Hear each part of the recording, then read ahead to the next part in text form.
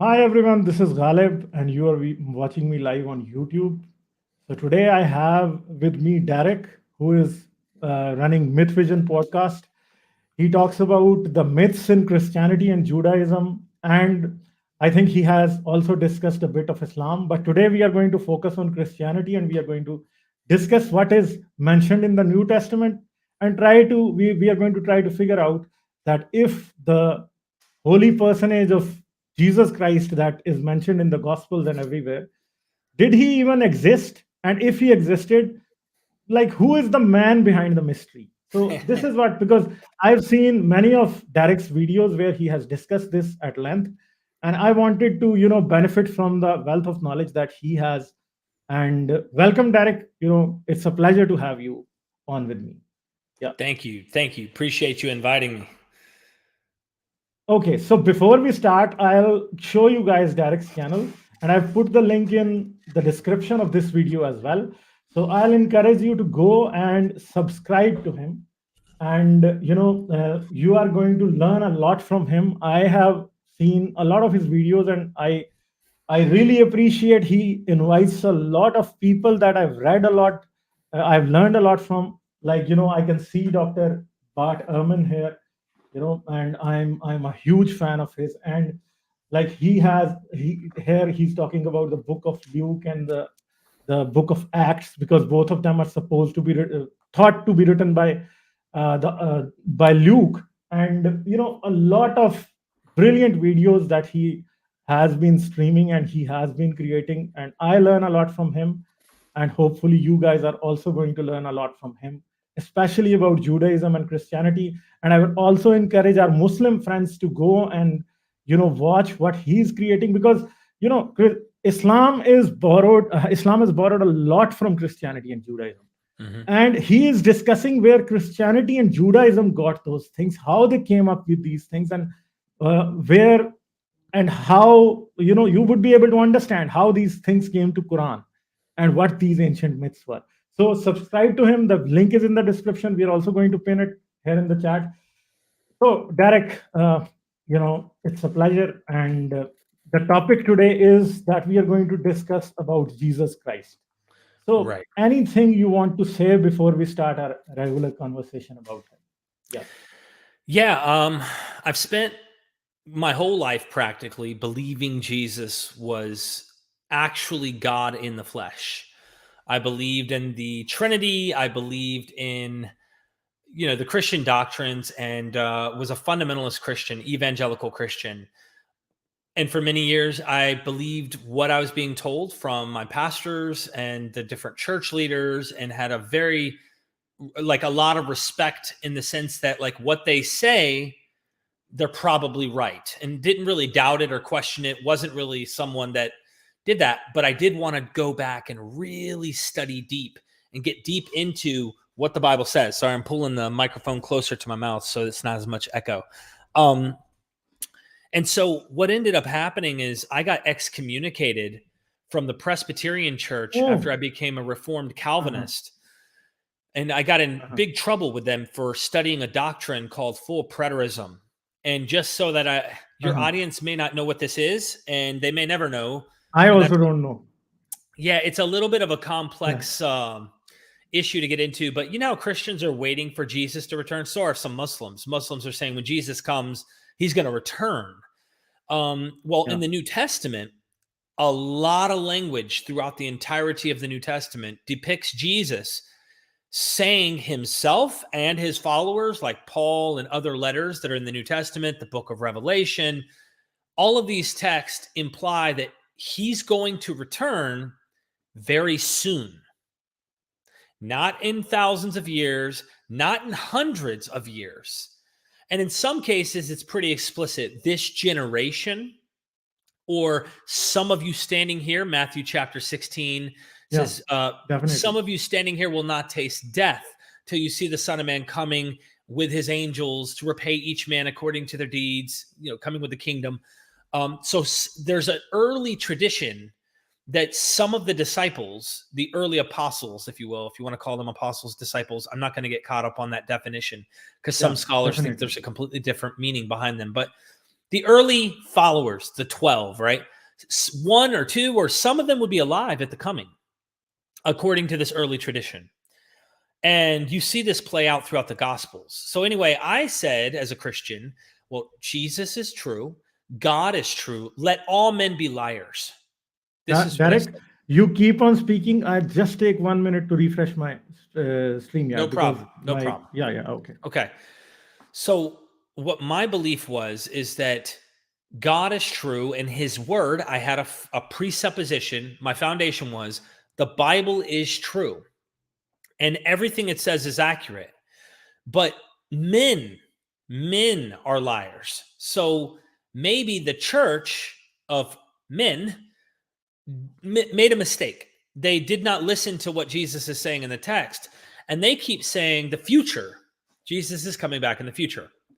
So I found some other people online who were saying, no, he had to come back. So the second coming was in the first century, and it's called a doctrine that's like called 70 AD doctrine. So they believed that the destruction of the Jerusalem temple in 70 AD was the second coming of Jesus. And he came just like Yahweh came against Babylon in the Old Testament to destroy the temple, or to destroy, Babylon. But Yahweh came riding on a cloud. And Jesus said at his trial to the Jews, to Caiaphas, you will see the Son of Man coming on the clouds of heaven. And so we saw this language and we said, well, this is more like an allegory or a metaphor for God's judgment. When God comes on clouds, he comes to judge. So it's about the 70 AD. And anyway, everything that I studied from there, because I couldn't get my eyes off of the words Jesus said of he's coming back soon. It couldn't be thousands of years.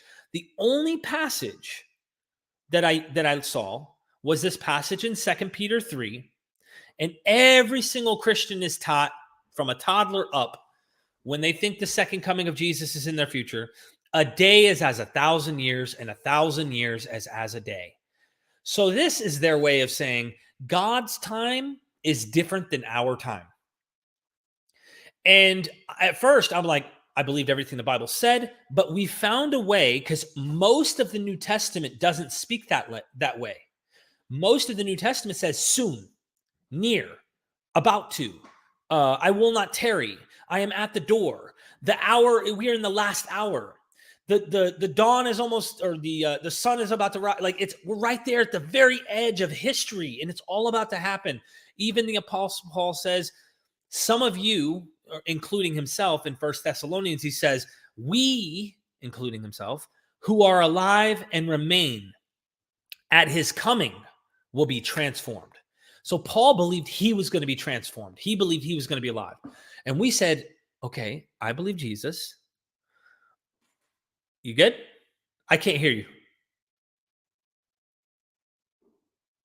You're muted. Is it okay now? Can you hear better. me? Yeah, that's better. Yes. The problem, I think my mic is the audio processing software. It's doing some problem. I don't know. Okay, so when Paul talks about it, Paul talks like, Jesus is going to come in your lifetime. Mhm. Don't marry your daughters. Don't, no one should get married because Jesus is coming soon. Exactly. So, do the Gospels also say the same thing, or they say something else? Yeah, so they say Mark and Matthew, I'm convinced, are in the same boat in a way. At least they have a very near close apocalypticism. And Luke really tones that down. John does something really different. Yeah. And I think John's late. I think John's really, really late. John is after the 70 AD. Oh, That well we know after. for sure. Well, I think all four gospels were written after 70 AD. But John, I think, is 2nd century. I think it's at least the beginning of the 2nd century. Yeah. Could be. But I also think John is written in layers. So it looks like someone, for example, if you go to the chapter 20 in John, Gospel of John, it ends. At the end of chapter 20, it ends like the end of a book. Then you get to chapter 21 and it starts over. And then it ends like the end of a book in chapter 21 at the end. So it looks like someone added chapter 21 to the Gospel of John for whatever the reasons are. And I have my own hunch on what I think that is. And it has to do with this whole apocalypse. Because the whole chapter 21, they're fishing. It's like a new scene. And then one of them recognizes, I think it's Peter, and he jumps out of the boat. He just swims to Jesus, and they're at the campfire, and they're cooking fish.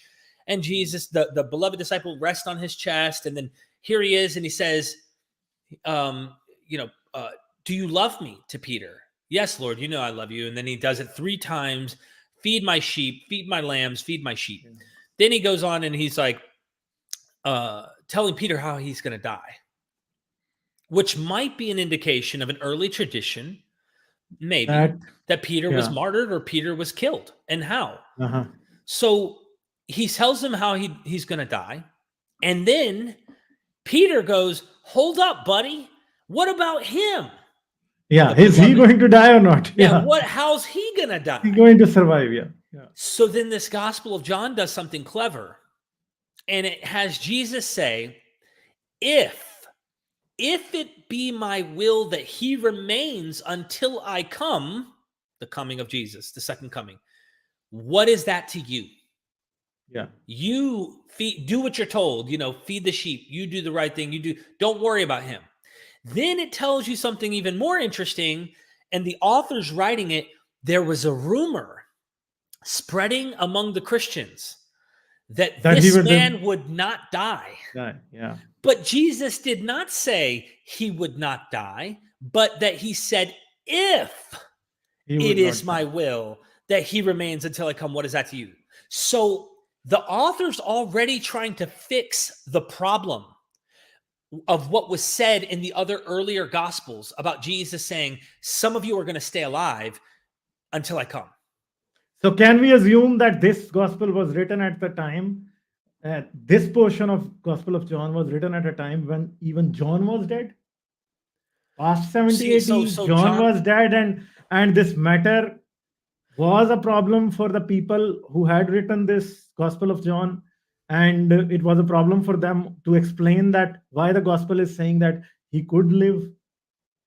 So the beloved disciple, I'm not sure who the beloved disciple is exactly. There are many theories.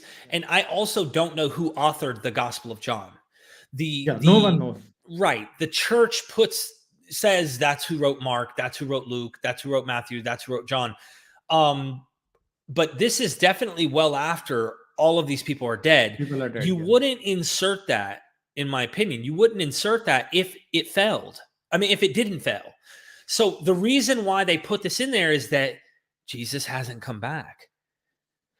Now, I'm skipping ahead because I wanted to paint this story because as a Christian, I had to come to a conclusion because I believed that Jesus couldn't lie and that the New Testament was true, that the church got it wrong, and that Jesus' second coming did happen because Jesus promised.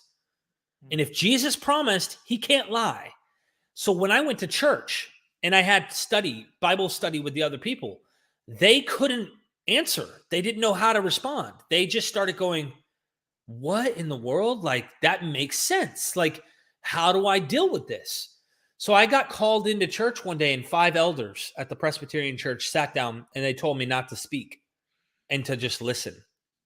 And they pretty much told me, what you're talking about is heresy, and it is wrong, and you need to repent.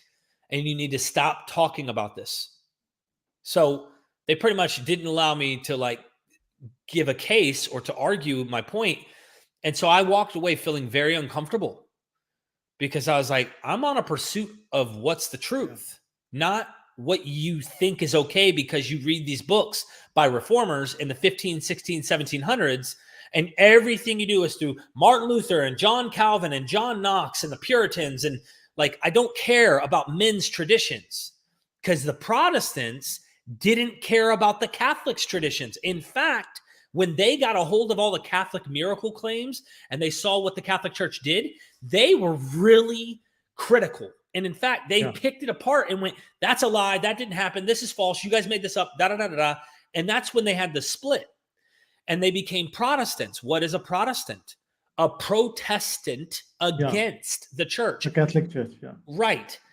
And they weren't wrong for that. But then certain Protestants took that knife that they were cutting into the Catholic Church and they started to put that knife into the Bible. When they put it into the Bible, they started realizing, oh no, we have a problem. This doesn't line up with this. And it became what it became over time, post-Enlightenment, was we need to find out who Jesus really is, because not every picture of him in the Gospels is accurate. Like they can't all be right. Because they're contradicting with one another. Contradicting, and I'll give you one example just so that people who are watching understand. The earliest gospel, Mark, in that gospel, Jesus is terrified. He not only has anger throughout the gospel, you see a lot of anger that comes from him, but you also see fear. You see shock. He gets on the cross at the very end of his life, and he makes a cry. And his cry is, my God, why have you forsaken me? Now, you might ask me, did he really say that? I don't know. Yeah. And honestly, I have a huge question mark on if he even said that. I don't know. And I don't pretend to know. But if the gospel says so, then we have a huge question about Christ, that if he was God and he knew everything all along, and then being the Son of God and being the part of Trinity, how has he been forsaken? Right. That's one of the problems when you approach this from Trinitarianism. But now that I'm well past that, because the New Testament does not teach Trinitarianism. I don't care what people say. I agree with you. Yeah, you have to extrapolate that by trying to puzzle piece things together to come up with solutions to the problems that we're talking about here. But my God, why have you forsaken me? Did you have a super chat you wanted to grab? Yeah. I'll just so Battler Yoshorima said, we will live discussion be held. If not, please accept my thanks. Yeah, this is live. And then there is Qasim Tufal, who has sent a super sticker. Thanks to both of you. Awesome. Okay, please continue, Derek. Sorry. Yeah. Please. So Jesus is on the cross. He's shocked. He didn't realize, it seems like he's like, what the heck? God forsook him. Maybe he thought, that he was supposed to be rescued. I don't know. This is a lot of questions people ask. But when you get to the Gospel of Luke, which is later, in the Gospel of Luke, Jesus doesn't show fear. He doesn't show anger. Like, he doesn't have these human emotions you see in... it's a different person. Different person. Completely.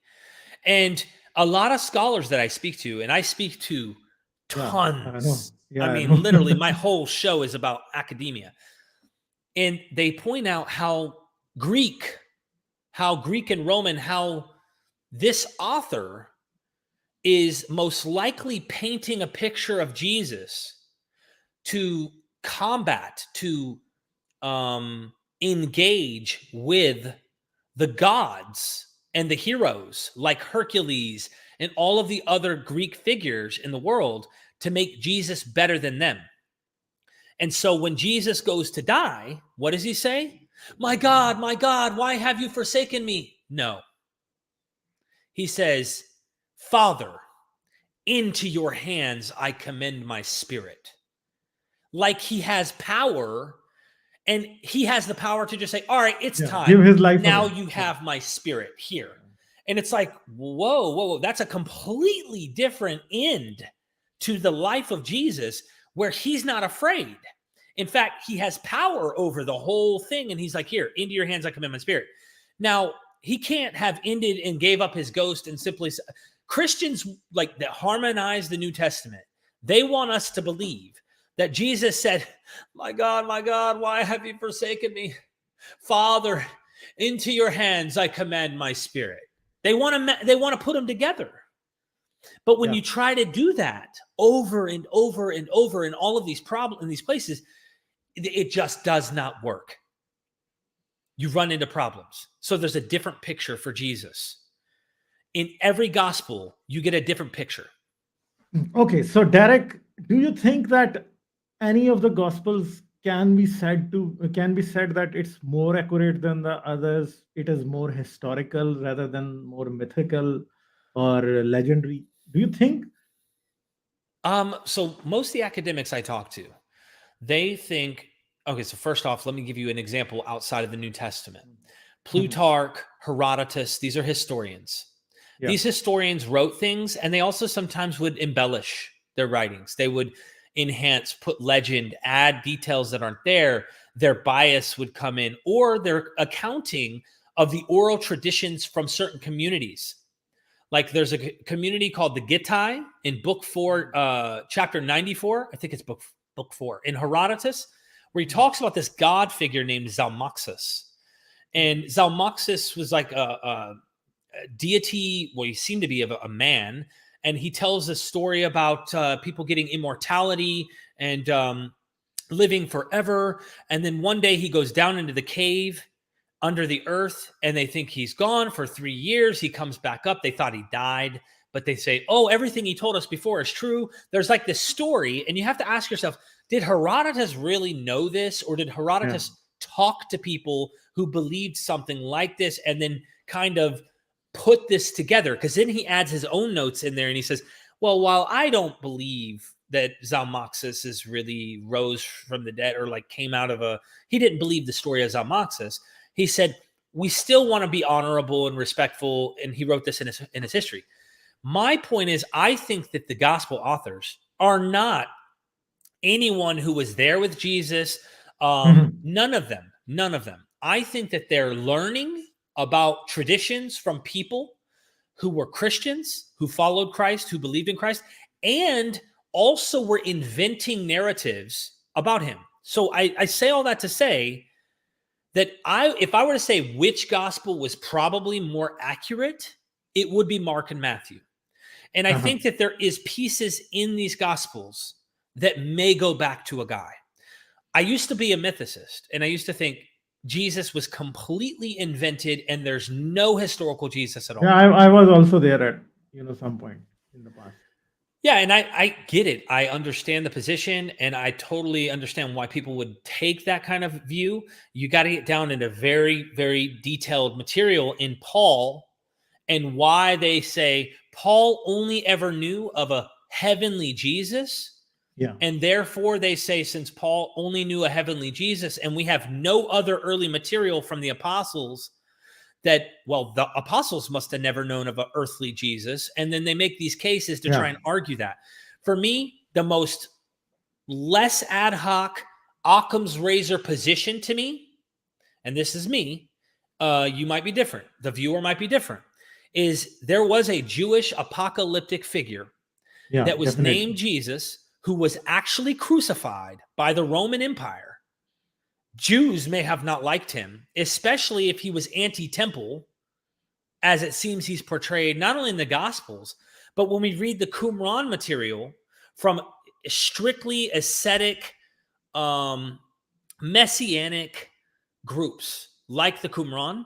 They did not like the temple priest. They did not like the practices of the temple. Jesus is constantly complaining about them in the temple. And here he may have disrupted something on a Holy Week, which was one of the most Yeah, holy yeah, yeah, weeks of the year.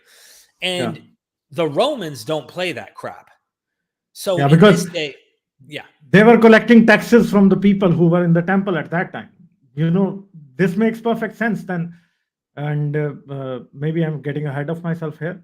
No, Maybe you're that is fine. what he was, crucified for. Yeah, I think, well, they definitely were doing more than just getting taxes. That was one part of it. But according to the way it's painted, is they were corrupt. They were taking money from people and acting like, oh, that lamb that you brought, it's got blemishes. You have to buy our lamb because yours isn't perfect.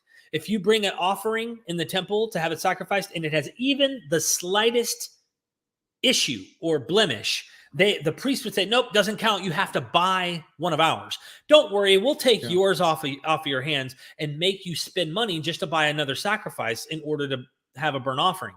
And so, like, there's that. And then there's also when they exchanged the money, were they exchanging the money properly, or were they cheating people out of their money while they were paying?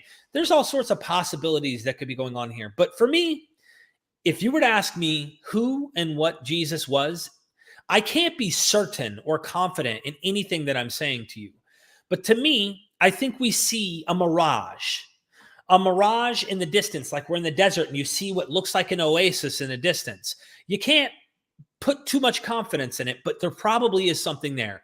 And that to me is a Jewish guy who was speaking in a manner about the kingdom of God. Maybe, and I say maybe he believed that he would be someone who would be a king in that kingdom. Yeah. Because when he was crucified, above his head in the earliest gospel, they said King of the Jews. So maybe his little early following believed he was going to be a king. He preached the kingdom of God was going to come in. Well, you can't have the kingdom of God come in when there's a kingdom of Caesar.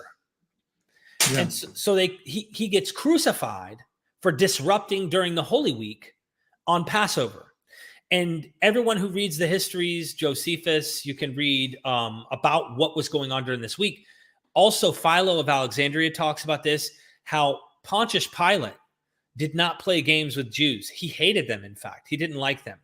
And he would actually go out of his way to raid Jews and like attack them. He would find ways to find attacking on Jews. Long story short, during the Holy Week on Passover, the Jews are not just there to celebrate what happened thousands of years ago in Egypt in their minds, or 1,000 whatever years ago. They went there to celebrate their own freedom.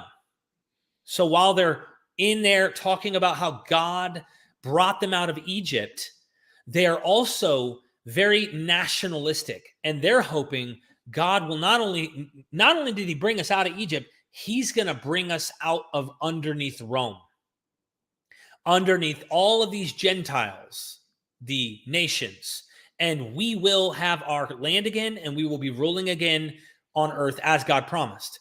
So the kingdom of God is supposed to come in, and that attacks Roman ideas. He gets crucified. His early original following, in some way, shape, or form, in my opinion, believed he was still alive after he died. Mm-hmm. They believe that he's still alive. And listen, this is not ridiculous. It may sound ridiculous to people like us in the 21st century. What do you mean he's still alive? Well, no, but if you study any science, the most common experience people have in any situation like this is when a loved one dies, they thought they heard, or they thought they saw, or they felt their loved one, but the loved one's dead. So it's natural. And we do it all the time. Our brains don't turn off when someone dies and we just say, oh, they're gone. That's it.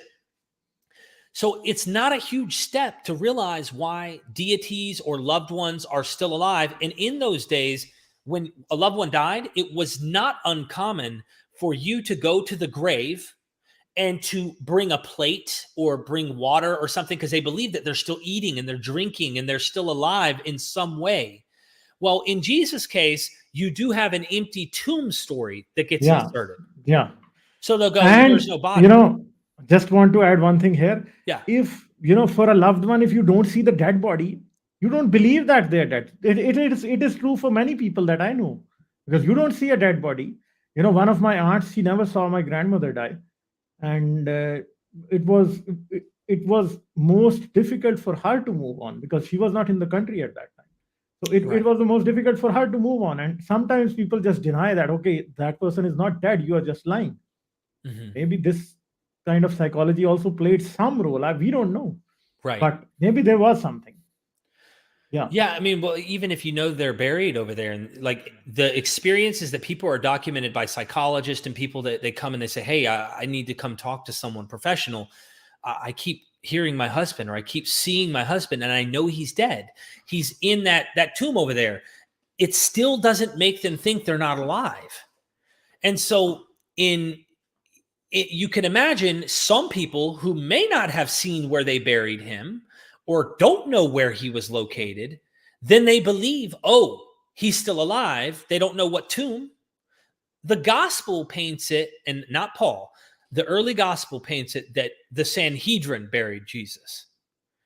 And it also paints it that the followers of Jesus were terrified because Joseph of Rome, Arimathea, yeah, who but was a in part of Sanhedrin. Yeah. yeah, but in Josephus accounts that these people who were killed by the Romans, they would kill the leader if it wasn't a violent revolt. If they were non-violent, they would kill the leader, cut the head off the snake will die. This is what they believed. They killed the leader, and the followers were threatened by the death of their leader, so they would hide or run. If it was a violent revolt, they would have killed all 12 disciples and Jesus. They would have found them. They would have tried to kill them. But because it wasn't violent and non-violent, according to what most scholars think, they killed Jesus. The followers ran. How would they know where he was? Paul doesn't mention all this detail. Paul leaves out a lot of this stuff. So a lot of mythicists think it's all invented, all of it. It's all created. And I'm not thinking that anymore. It's not implausible, but it's not where I'm at. You know what I mean? It's what I think is there's definitely some kernel here. And I've come to that conclusion for many reasons. But I also want to paint a picture, before we even go further on Jesus. In this period, Jews were not what we think of today. We have Judaism and then all the other religions, and it's like completely distinct. Jews in this period, a lot of scholars are recognizing, were very Hellenized. And what that means is that they were influenced by the known Greco-Roman world. Roman culture, yeah. They know the gods. They know the traditions. They're aware of the stories of the gods. They live in a world where the competition is all these other gods. And they know the name of those gods. They see it on every street corner. They're always engaging in them in the major cities. And so you have to consider that when you think about it. One scholar, John Dominic Crossan, said that if Muhammad had tried to start a movement in the first century, if he did not say he was a son of God, he would never be nobody. Nobody would have gave a crap at all about him. Because in the first century, if you were not a son of God, you were a nobody. A nobody. You were nobody. That makes a lot of sense. But since in the 7th century, you see, so I'm trying to paint a picture of the first century while we get into this. Yeah. Okay. So let's come back to first, to the start once again. So, 2 of the Gospels mention that he's born of a virgin, but the other 2 don't. Right. Mark, which is the first Gospel, doesn't even say a word about his birth from, a virgin. Paul never says anything. The book of Revelation doesn't say anything. I don't think so that and none of the letters say anything about virgin birth.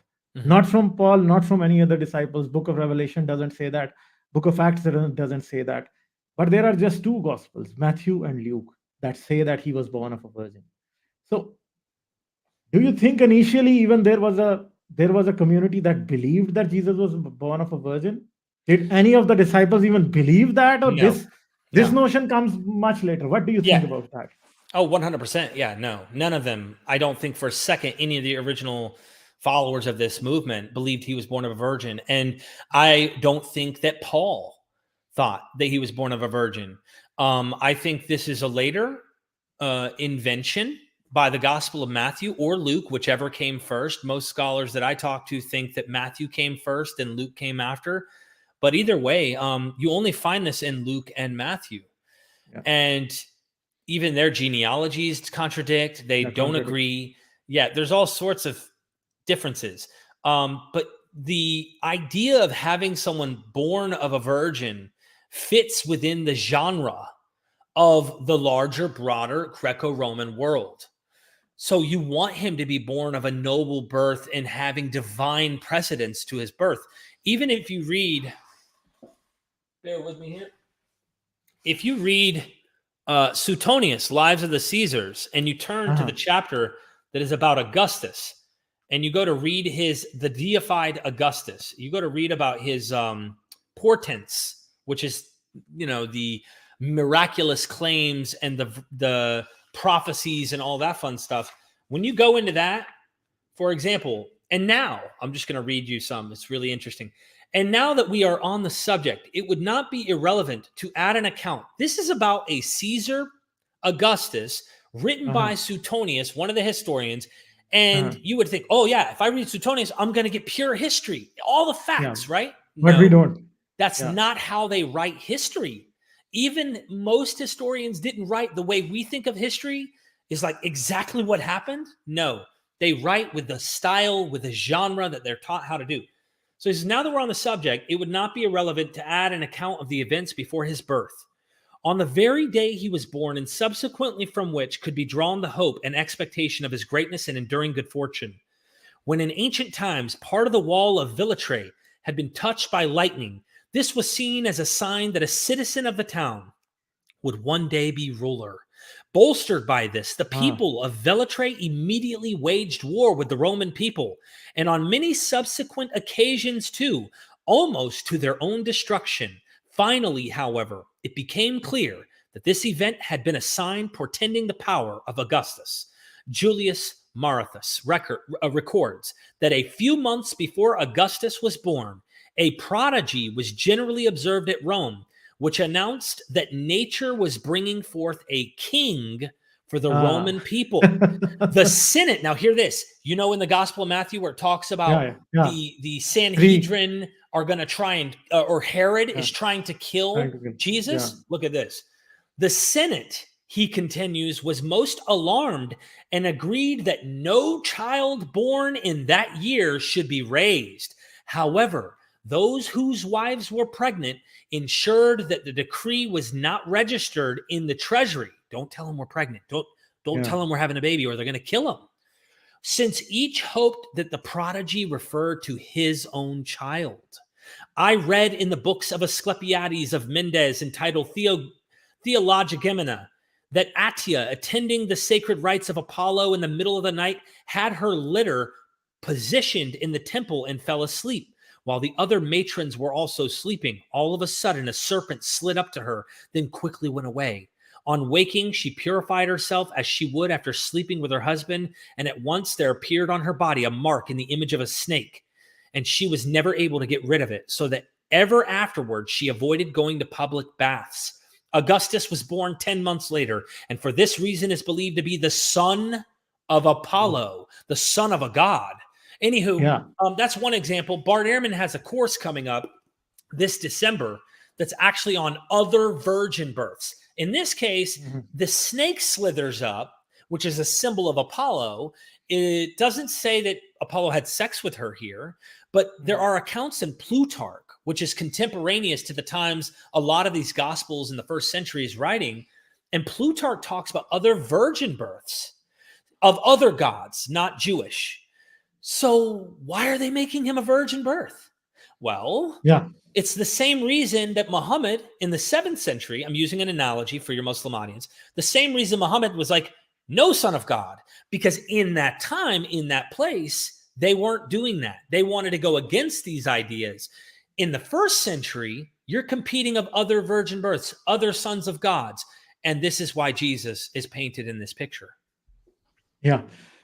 And when we see that, this virgin birth comes across, and we see it only in the 2 gospels. So do you think there were churches that in the early Christianity and maybe before the time of Constantine that did not believe in a virgin birth at all? Yeah.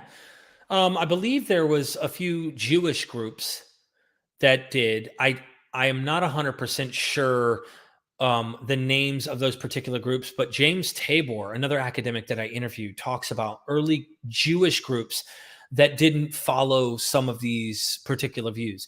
Now, one of the Jewish groups that was, they did think of a virgin birth, but that just tells you, like I said, even the Jews, it wasn't like a distinct idea where there's Jews and then there's everybody else. So there was already ideas that were flowing in from both worlds, and it was going both directions.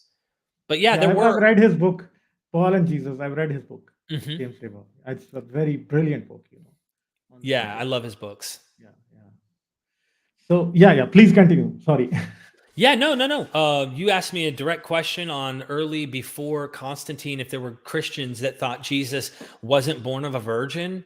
And I think there were plenty of different groups that thought that.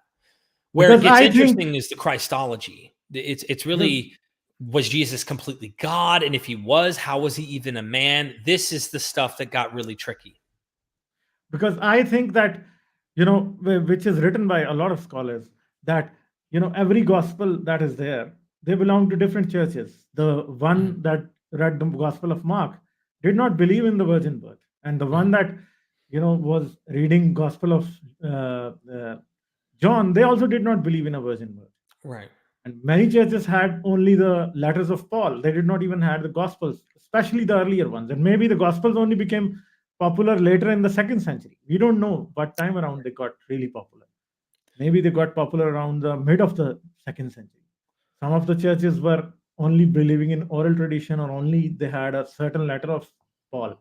Well, there is a reason to think the virgin birth may play another significant role. When Matthew rewrote Mark, because he is writing using Mark, 90% of the Gospel of Mark is in Matthew. I want the audience to really soak that in. 90% of the book. If we were in a modern institution and you were in the same class as me, and I turned in my paper and my paper looks 90% compared to yours, someone's cheating. Exactly. Now, in those days, there's no copyright issue. This isn't a problem. But today, since we have Christians who assume that, oh no, these gospels are really what happened and everybody in it is giving accurate accounts of different witnessing and all that. The Gospel of Mark is clearly being used by Matthew. Now, my point is, in Mark, Jesus is being baptized by John the Baptist. Number one, that makes him a subordinate. That means if I'm being baptized by you, you're my teacher in the 1st century. But it's worse than that. It's not just that he got baptized and John the Baptist was greater than him. It's he's being baptized for the remission of sins. Jesus needed to be baptized for sins. I thought he was sinless. See, we're reading into the Gospels from our Trinity and from all of our later, he's perfect and never was sinner. There, he did nothing wrong. But in Mark, he is being baptized for the remission of sins. In Matthew, you have him born a son of God. Remember, in Mark's gospel, once he gets baptized, it's only once he's baptized that God, the adoptionist view, where God says, you are my son, in you I'm well pleased. Now, I whispered that because I just found something out that I never knew. James Tabor did this in a course on Gospel of Mark that I'm actually going to be selling on Mythvision, because I sell courses too. And these are academic college level courses. And I'll definitely like to take Bart Ehrman's course. If it's online, I'll definitely love to have his. Oh, they're all online. Definitely give me. Yeah. I have Bart Ehrman. I have M. David Litwood. The one I've got coming up is James Tabor. I got to edit it. I have one with Del Allison Jr. I've got a lot of scholars I'm doing this. So I think we have to. Yeah. Sorry. Please continue. Just to finish that one point is that in Mark, we all, when we were Christians, used to believe that Jesus comes out of the water, the Spirit descends like a dove, rests on his shoulder or his head, wherever, and then this loud voice from heaven says, behold, this is my son, in whom I'm well pleased. That's not what Mark says. We have to stop reading the whole picture or other gospels into other gospels. In Mark, the Greek says that the Father spoke to Jesus, only to Jesus. Nobody heard it. And he says, you are my son. In you, I'm well pleased. In Matthew changes it. And he says, this is my son in whom I'm well pleased. Because in Mark, the whole gospel is about the secret Messiah. And every time he's like, shh, don't tell anyone. Don't tell anyone. Don't tell him who I am. Don't tell him what I did. Don't tell him I did this. And even when he comes down from the mountain of the transfiguration, where they're like seeing him in his glorified state, he says, go and tell no one. Don't tell anyone. Yeah. So definitely, do tell me about the course from Bart Ehrman and James C. Tabor, because both of them, I've read both of them. I've read more than one books. I think 3-4 books of Bart Ehrman. And I've read this first one a few months back of James C. Tabor. Yeah. one question that is coming Yeah. around here, and it will be connected to John, and I'm going to ask you something about John here as well. So, hello, Derek. Thanks for sharing your knowledge. Can you please throw some light on the Jesus's missing years? I think he means Hmm. this here. So, Amit has asked this question. So, because Jesus's public life just starts with in the Gospel of Mark when he gets baptized, and it starts from there. And Yeah. even in the other Gospels, he is born, he's at the temple, and everything about after that is just a blank slate. And then when he starts his public ministry, from there his life is again picked up by the gospel writers. So what happened in between? Do you and also tell us from the perspective of the movement, the apocalyptic movement that was being run by John. Yeah. What do you think? Where does he fit? As far as history, like if I'm trying to figure out where or what we can know or try to know, that's a different question from what all Christians would, Yeah. do throughout time. Gospels were written over and over, many other gospels, many other stories, many other epistles, the Acts of John, the Acts of so and so. They all would invent narratives. There's a story of Jesus going to India. There's a story of Jesus going to Europe. I mean, literally to Europe. There are stories of Jesus going all these places. All of these traditions are invented.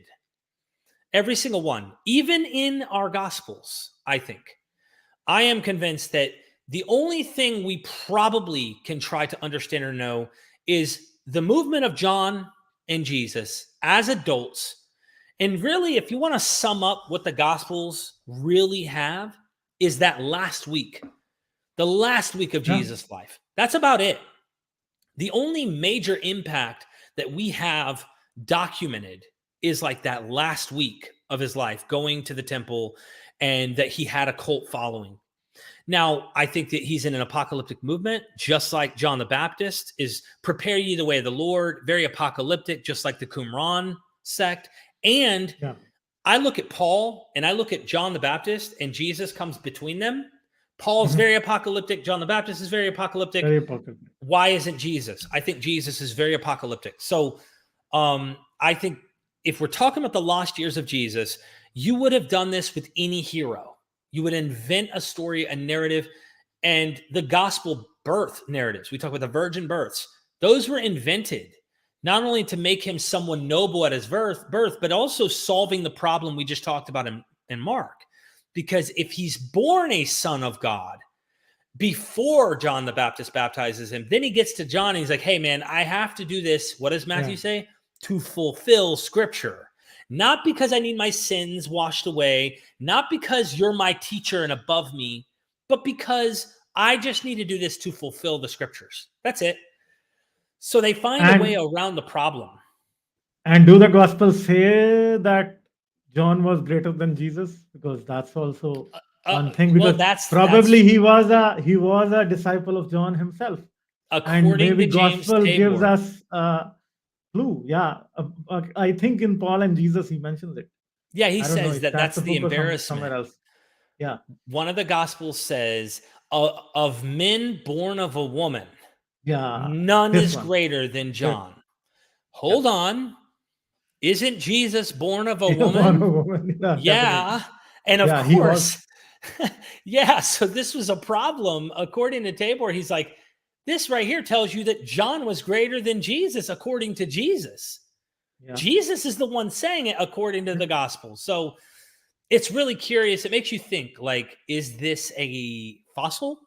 When I use the word Yeah, fossil, because it makes me think there's definitely, something really it there. makes perfect sense. Yeah, Yeah. yeah.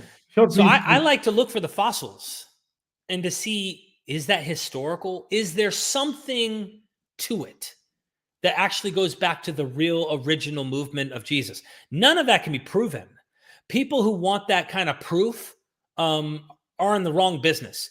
In history, you don't get that kind of proof. Yeah, You get it in maybe archaeology to some degree, depending on what can be verified, empirical facts, but history and literature, you're not going to get that. So, anywho, I definitely think there's something probably to that. And I definitely think that Jesus said things that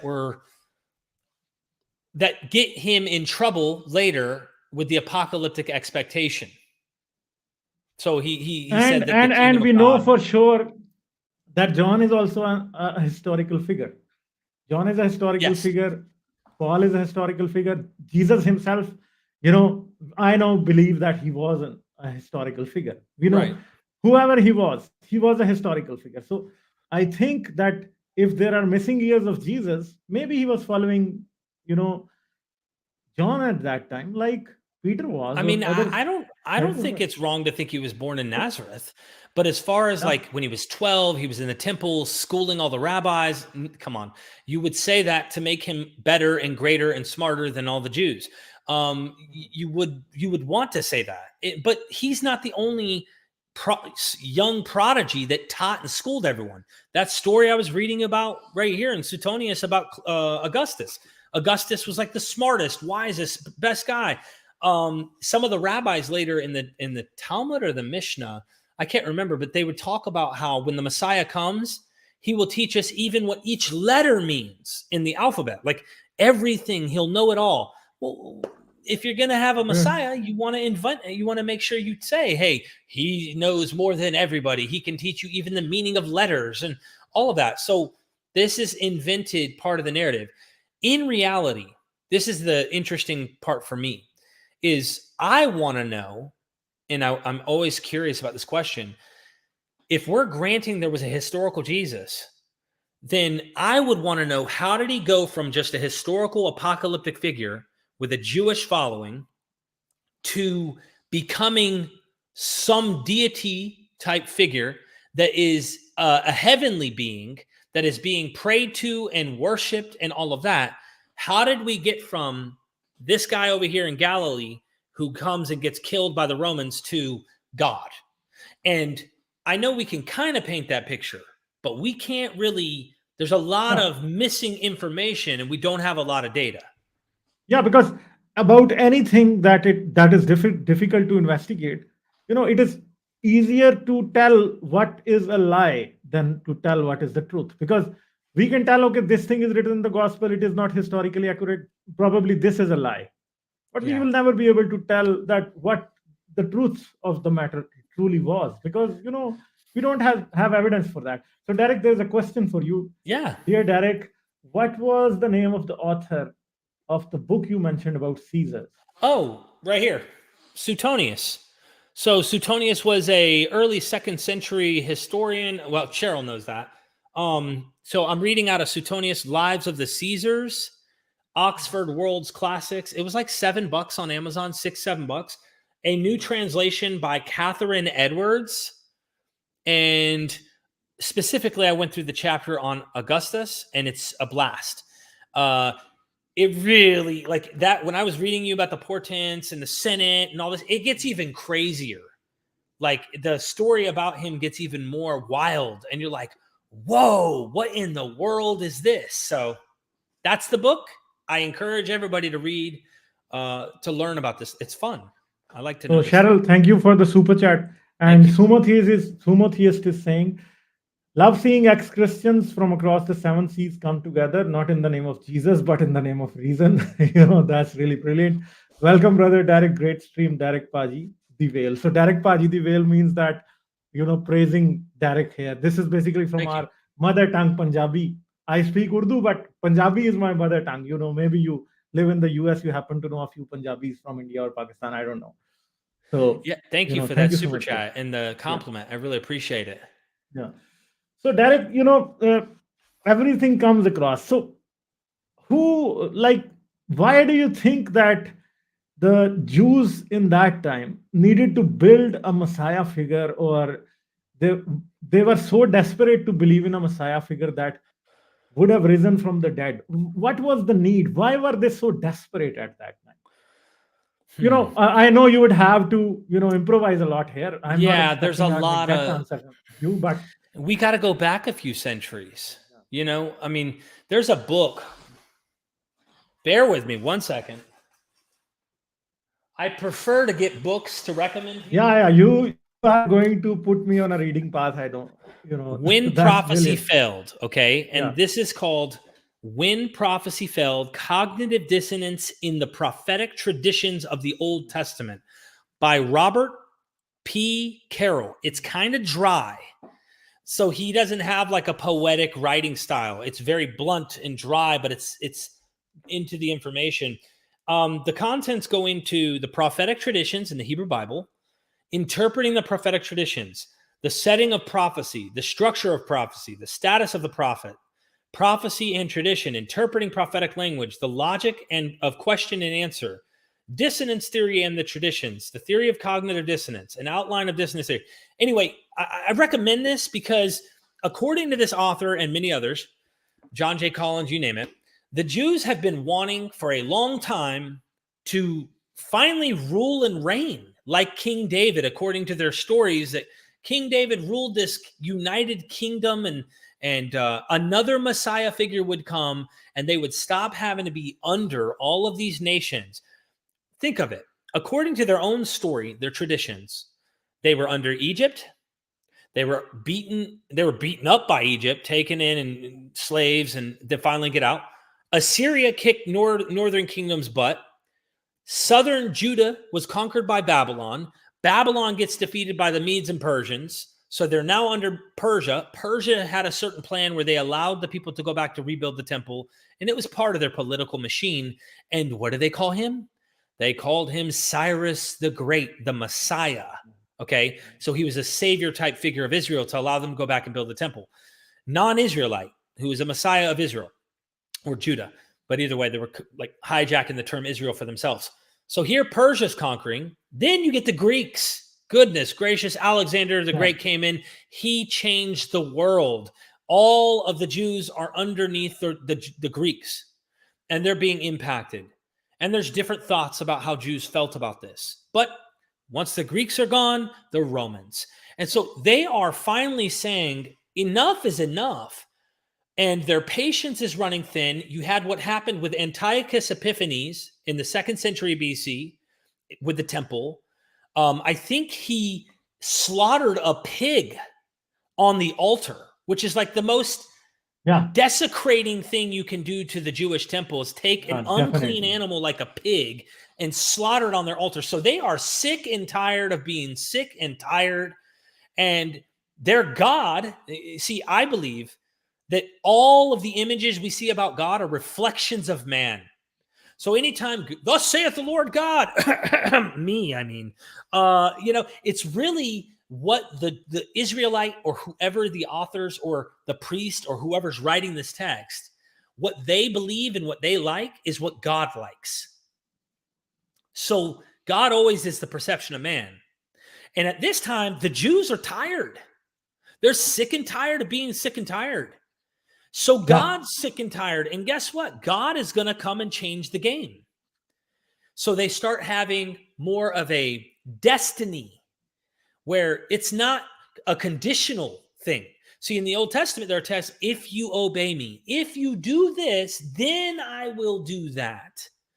The apocalyptic stuff in late Second Temple Judaism started heading down the path of no matter what, God is going to come and he's going to change it. And it's happening soon, no matter what you do. Now, you might want to get right, though.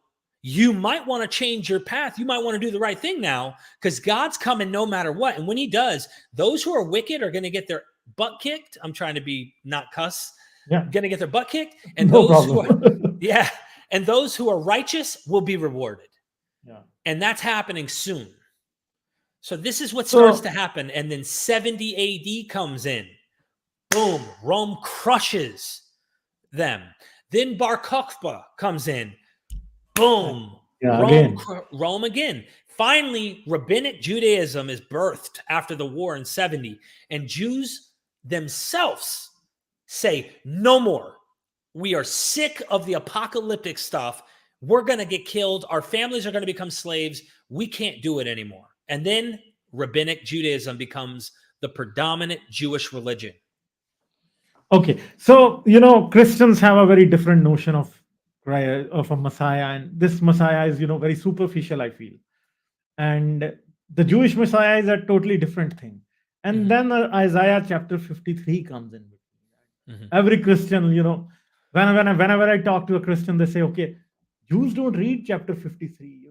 There it so accurately describes the person of Jesus, and there's no doubt about it. So Right. I know that this is a kind of a childish question, but I want your response on it. So what do you think about Isaiah chapter 53? So, according to the academics I speak to, and I've even spoken to like Jewish rabbis and stuff like that, they understand this to be about Israel. And Yeah. some, or even some early Jewish authors thought this was going to be about a single individual, but not a future one.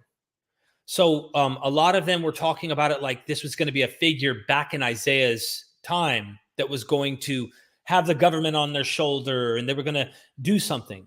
The same thing like in Isaiah 14, where it talks about unto us a child is born, unto us a son is given, or is it Isaiah 7? Isaiah 7 or 14 about the virgin, where Christians understood that to mean virgin when they interpreted Isaiah, but it's only in the Septuagint that the term for virgin is showing up. In the Hebrew, it's Alma, It's not. young woman.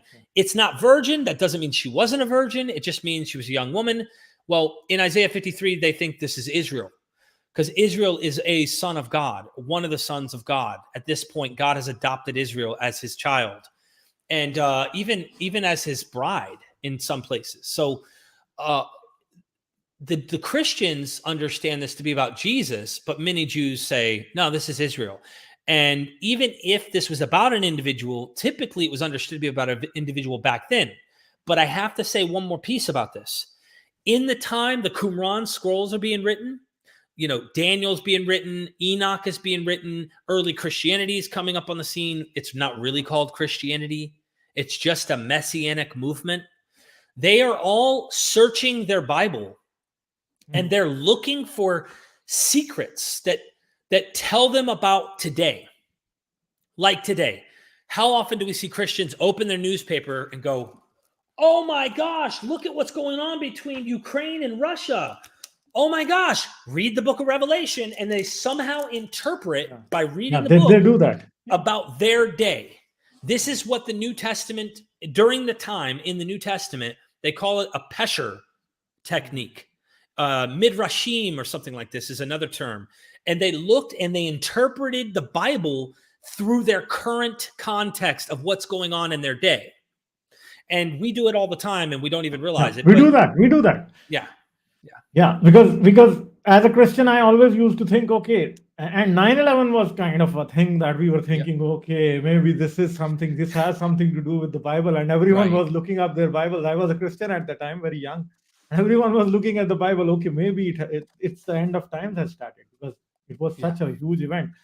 So another thing, the most interesting thing about Jesus, and maybe the only correct thing we know about Jesus, is the crucifixion. But the biggest fiction about him is the resurrection. So do you think that it was maybe a misunderstanding between the disciples and the people who buried him? Was it the disciple? Because if we read the Gospels, when we go to, on the Good Friday, when you go to a Catholic church, you see all these 14 pictures and you're praying to them and everything.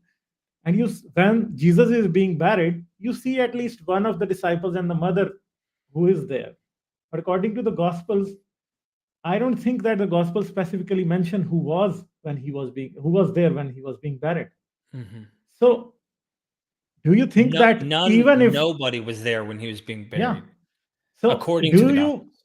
Do you even think that these people knew that where he was buried, or maybe they had a hunch that he was buried there, or someone told them that he was buried there, and no one expected them to come and see that he was being buried? Or what happened? What could have happened? I want you to go into a hypothetical tangent here. Maybe try to make sense of what is written in the Gospels, or maybe what information we get outside the Gospels, and try to make sense that maybe this could have happened. I'm not expecting an exact answer from you. No. Expecting just I wouldn't I wouldn't take any exact on any of this, because I have fun doing this. And what I'm going to do is hypothetical. I like to assume what if, and that's all you can do. This is what we can do. Yeah, this is all we can do. And so first things first, Where I'm at personally is I think that the empty tomb is a legend. I think that it's probably invented, created, but getting into the details on that is a whole different thing of trying to pick apart why and all of that. In the Greco-Roman world, empty tombs were well known when the gods weren't there. It was evidence that they had been taken up.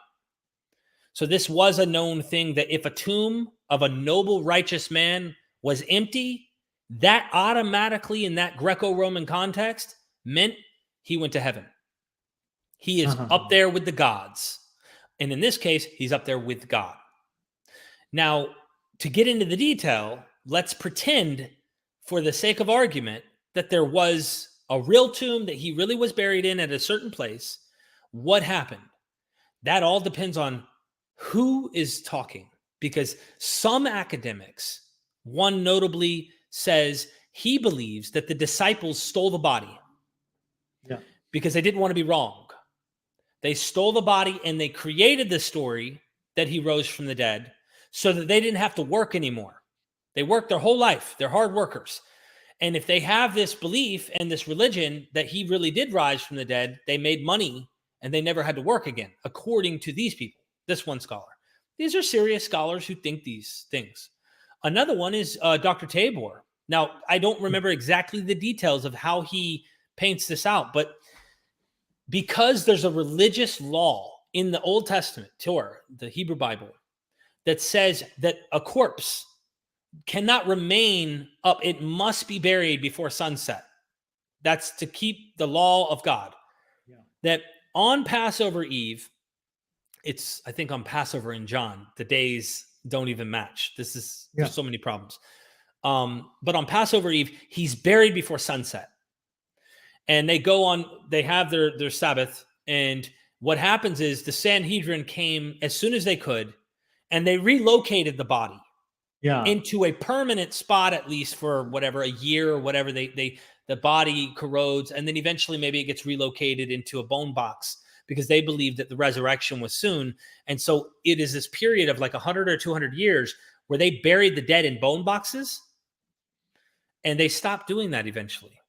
Jews probably said, enough, stop with the apocalypticism. But they buried their dead in the bone boxes, hoping that the resurrection was soon. But he thinks that the Sanhedrin relocated the body. And so when the disciples came to, or when the women came to the tomb, nobody's there. His body's not there. And so some type of an epiphany happened, meaning a vision. Someone has an experience on the mountain in Galilee. Because if you look at the Gospel of Mark, they just were traumatized. If we use a little bit of science here, even Dr. James Tabor would be with me on this. If you take some of the accounts, even some of the later accounts, after Jesus dies, they go off and they mourn his death. And when you're mourning, you fast, you don't eat. They're probably not celebrating. You only eat when you celebrate. They're not celebrating. They're traumatized. So they're probably not sleeping good. They're probably not eating good. They probably are traumatized. And the most fragile, sensitive state you can be to hallucinate is in that kind of condition. So now they go off into the Galilee and they have an experience out in the mountains somewhere in Galilee, and they think they saw, oh, look, what's that in the sky? Or who knows what it might be? Who knows? Like Fatima. It could be like anything. And then they say, he rose from the dead. We know it. We had an experience, just like other cults that have experiences. And they go off and they tell the story. And notice something. Nobody, that's a great point, D. Great point. Each gospel tells you a different and people, the early gospels, the disciples don't go to the tomb.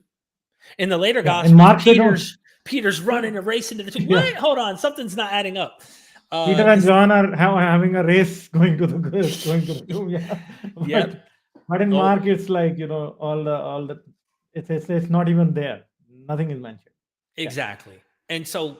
Yeah, he thinks that the experiences happen in Galilee. Then the Gospel of Luke and John, they change it from Galilee to Jerusalem. So they don't want you to have the post-resurrection experiences happen in Galilee. They want the Want them location to to be Jerusalem, and then everything moves from Jerusalem to Rome. But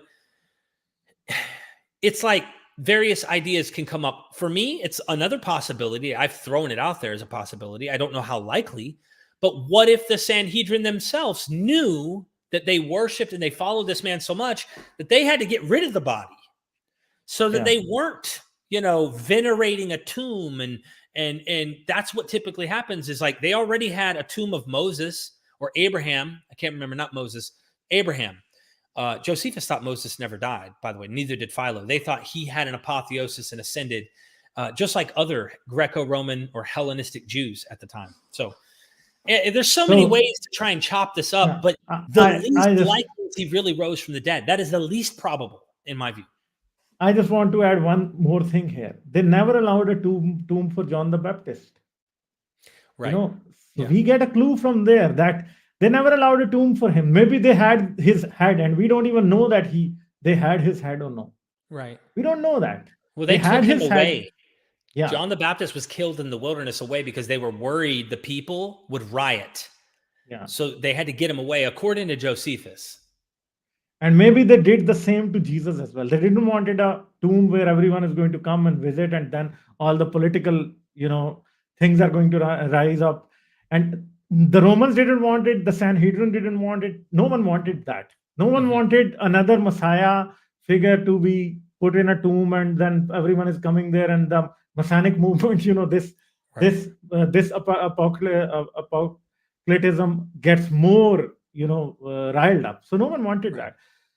So one other thing that is there, I'm almost forgetting it, that the earliest Gospels don't even mention that anyone saw Jesus after the resurrection. The Gospel of Mark just ends abruptly. There are this 8-9 more verses added to it. So do you think that the Gospel of Mark only ended at a point where it was just a question that if Jesus was resurrected or not? What do you think? Well, I think Mark is implying he rose from the dead. I do think that the implication is there. Earlier in the gospel, Jesus says, I will meet you in Galilee. Like, go to Galilee and meet me there. However, what I do think, and this is my own personal opinion, and I could be wrong, I admit, this is speculation on my part. I think the Gospel of Mark is in line with Paul. I think it knows of Paul. Whoever the author is in agreement a lot with Paul's ideas. And Paul, if you read his letters, isn't a big fan of Peter and James. Yeah, he's not a big fan of these people. He's also mentioned, and we don't know who they are, but these super apostles. I think it's in 1 Corinthians or 2 Corinthians 10. He jabs at these other apostles. And he makes even a jab in 1 Corinthians 15 when he talks about the list of people who supposedly had seen him after death.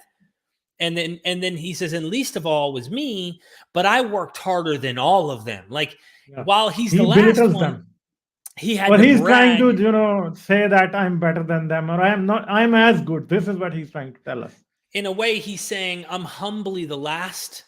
And he's also closing it off. I think he's trying to say, like, no more visions and stuff. I'm the last prophet here that gets this. But also, I'm the best because I worked harder than all of them, even though I'm the least. It's funny,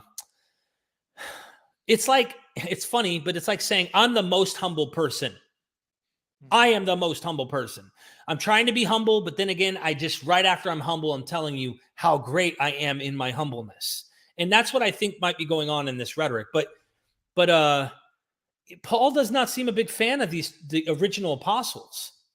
And I think that Mark knows that. Now, this is where it's speculation.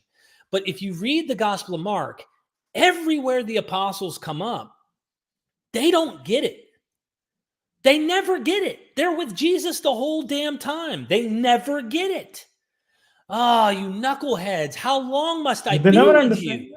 They don't understand. And even at the very end, it ends. The 12 don't get it. They forsook Jesus. They didn't even keep their word to him. Even Peter, after he promises, no, I will even go to death with you. No. You will deny me after the cock crows thrice. Okay. Then it ends with, for the women were afraid and told no one. They didn't tell the disciples. The women never told the because disciples. the original ending is they tell no one. They tell told no one. So how would the apostles know? Well, Matthew, the gospel that uses Mark, has the apostles know and go to Galilee, and that's how they found out he rose from the dead. They add in the Galilee tradition. But in Mark, it ends, and it makes me curious, and it makes me wonder, is it possible that Mark, just like Paul, broke away from the original apostles, doesn't like them, and makes them look bad, but there is a man who did come, and his name is Paul, and he has the gospel that is true that you should follow and believe? I think it's possible that Mark is a Pauline gospel, and I'm not saying he knew Paul personally. I'm saying he knows Paul's theology. He may have been someone who was in a Pauline church, or at least knows and is aware of Paul. That's my thoughts. Because Paul's not pro-apostles. He is the great apostle. Yeah. And you know, there is a great difference between him and the apostles in Jerusalem when he goes and meets with James and Peter, and he doesn't like them at all. And he even, you know, they agree with him that he's going to preach Christianity or preach the gospel to the Gentiles. Right. And they don't want him to impress the Jews. So do we have a problem here? Because I think the idea of Paul and many other, you know, authors think that, and scholars think that Paul's notion of Jesus is something entirely different from the notion of Jesus that James and Peter had, the people who personally knew him. So where do we stand here? Do we think that maybe there was a real Jesus who James and Peter knew, but Paul brought in his own idea and he corrupted that Jesus in some way? Can we speculate on this? It's tough, man. It's really tough. I think Paul has a very pretty simple gospel to follow, and I think that's what he's trying to defend himself in Galatians. I did not receive this from man, or another way of putting it is, this is what he says. I'm not interested in, I think what Paul's trying to say, and I just recently came to this thought process in this way. Paul is being accused by these people who are in the Galatian church that are telling his audience, you need to circumcise. You need to follow the law. Circumcision was the point where they had this kind of fight was going on. Yep. You need to obey law and Christ. Paul doesn't like this. And he's being accused of trying to please men. They think that his simple gospel, oh, you don't have to keep kosher. You don't have to obey Sabbath. You don't have to circumcise. You don't have to do all these things. Oh, you're just doing that to appease these men, and you're not really obeying God. And then he has to convince them, no, I did not go to men. I did not try to appease men. I went to Arabia, to the desert, and I went straight to God. And I got this stuff from God, not from men. And I know that what my message is true. Anyone who teaches another gospel than the one I'm teaching, let them be cursed. And then he says it twice. So in Greek, anytime you want to really make a point, you repeat it. And he says, he'll say, verily, verily. That means listen up, listen up. I'm about to tell you something.